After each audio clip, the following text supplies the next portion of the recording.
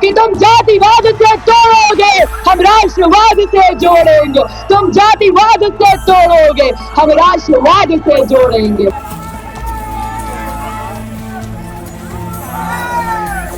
ठीक नहीं है डालो गौर, चीख बचे हैं चारों ओर। डैगर गाथे माथे में, कहीं 20,000 में खून किए, कहीं जिंदा फेंका एसिड में, कहीं 47 से खून दिए। एक से एक दिग्गज राष्ट्र कवि दिए, राजनेता दिए। भगवान कसम हर बात पक्का, कई बार जख्म दिए काल सत्ता। बर्बाद किए कर यूज यूथ, बर्बाद किए कर यूथ यूथ, लिए हाथ कलम और पकड़ाए। क्या पद कुशलता क्या, जिस पद बिगड़े शूल न हो, नाविक की धैर्य परीक्षा क्या, यदि धारा है प्रतिकूल न हो। मैं यहाँ पर आपके समक्ष मैथिली मृणालिनी बैरेट संख्या 4 अध्यक्ष पद की उम्मीदवार। मैं यहाँ पे सर्वप्रथम तो आपको यह याद दिला दूं कि यह जो चुनाव है, ये छात्र संघ का चुनाव है, ये स्टूडेंट यूनियन का चुनाव है।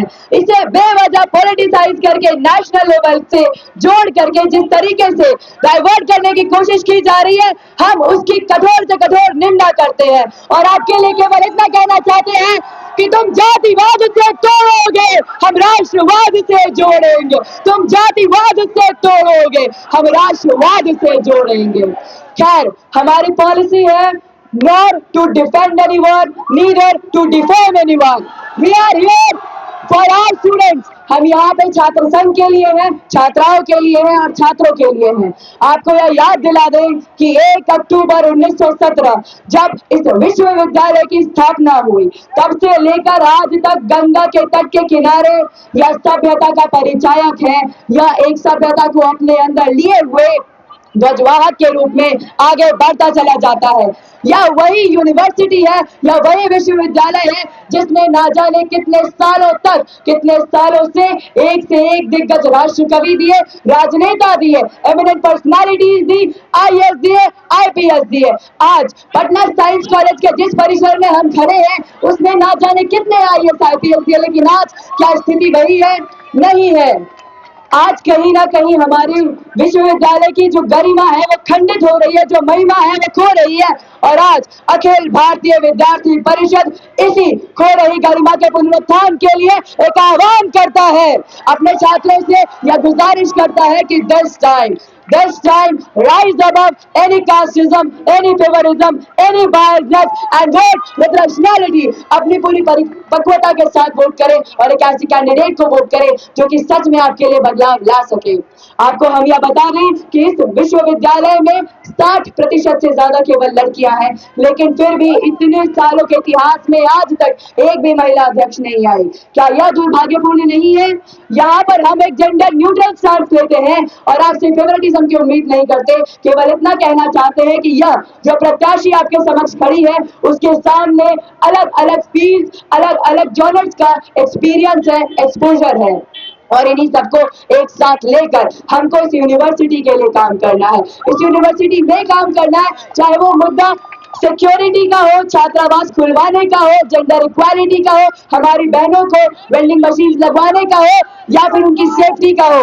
मेरा मानना है कि अगर आप क्लास जाइए आपको प्रोफेसर ही ना मिले, आप सेंट्रल लाइब्रेरी जाइए आपको वहां किताबें ही ना मिले, साथ में डिस्कशन करने के लिए कॉमन रूम हो ही ना, बैठ के खाने के लिए कैंटीन हो ही ना, एक अच्छी हाइजीन, वॉशरूम, ये सब कुछ आपके पास हो ही ना, तो हमारे छात्र कहाँ जाएंगे?